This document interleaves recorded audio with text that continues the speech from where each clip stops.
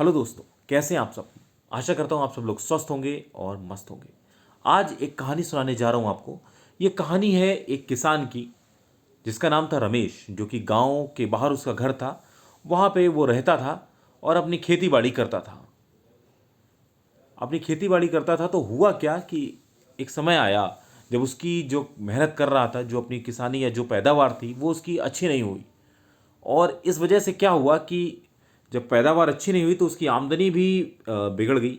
और जब आमदनी अच्छी नहीं हुई तो जो घर के जो खर्चे थे वो सही से नहीं हो पा रहे थे।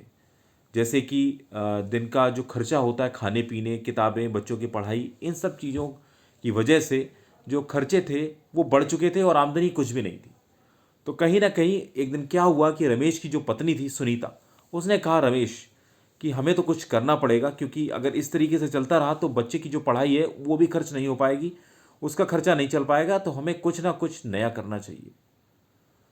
तो उसने कहा कि ऐसा करो कि जो हमारा गांव का जो साहूकार है उसके पास ले जाओ, शायद वो कुछ तुम्हारी मदद कर दे। तो रमेश साहूकार के पास पहुंचा और उसने साहूकार को अपनी विपत्ति, अपनी परिस्थिति के बारे में बताया।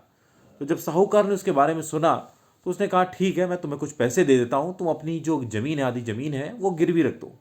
जब ये बात जाके उसने अपनी पत्नी सुनीता को बताई तो वो बड़ी हैरान, परेशान और दुखी हुई।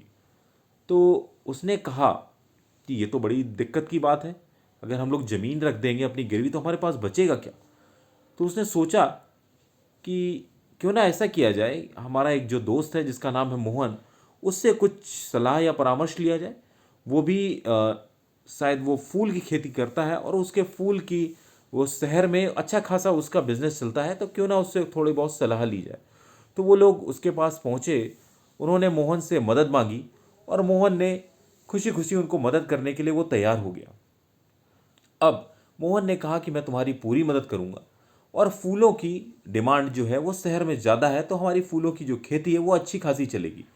तो इन सब बातों को सुनकर उन सब ने डिसाइड किया कि अब फूलों की खेती की जाए, और मोहन ने उसका पूरा साथ दिया। धीरे धीरे क्या हुआ, दोनों पति पत्नी यानी सुनीता और रमेश ने बहुत मेहनत की, अपने खेतों पे बहुत मेहनत की, और फूलों की पैदावार बहुत अच्छी हुई। और धीरे धीरे धीरे मेहनत करते करते हुआ क्या कि उनकी जो आमदनी थी वो बढ़ने लगी, और जो खर्चे थे वो कहीं ना कहीं पूरे होने लगे। अब वो दोनों को बड़ी ही खुशी हुई कि अब ये हमारी जो मेहनत है वो रंग लाने लगी है। कहीं ना कहीं जो बाहर से जो खरीदार थे वो उनके खेतों पे आने लगे, और उनकी पैदावार, जो उनकी फूलों की खेती थी, उनको वो खरीदने लगे। और कहीं ना कहीं धीरे धीरे चलते चलते उनका जो ये कारोबार था फूलों का वो बहुत अच्छा चलने लगा। तो कहीं ना कहीं इस कहानी से हमें ये सीख मिलती है कि अगर उसकी जो पत्नी थी सुनीता, उसने उसको सलाह दी, उसने, और दोनों में विश्वास रहा, दोनों ने विश्वास को और मेहनत से काम किया, और अंततः उनको सफलता हासिल हुई। तो कहीं ना कहीं हम दोनों को, या जो भी है, आप दोनों लोग जो भी हैं, आपके आसपास के जो भी मित्र हैं, अगर आपस में सहयोग करें और एक विश्वास कायम करें तो कहीं ना कहीं हम वो मुकाम हासिल कर सकते हैं जो हमें लगता है कि यह असंभव है। तो इस कहानी से यही सीख मिलती है कि हमें विश्वास और कड़ी मेहनत के दल पर हम कुछ भी हासिल कर सकते हैं। जल्दी मिलते हैं अगली कहानी के साथ, तब तक के लिए नमस्कार। जय हिंद, जय भारत।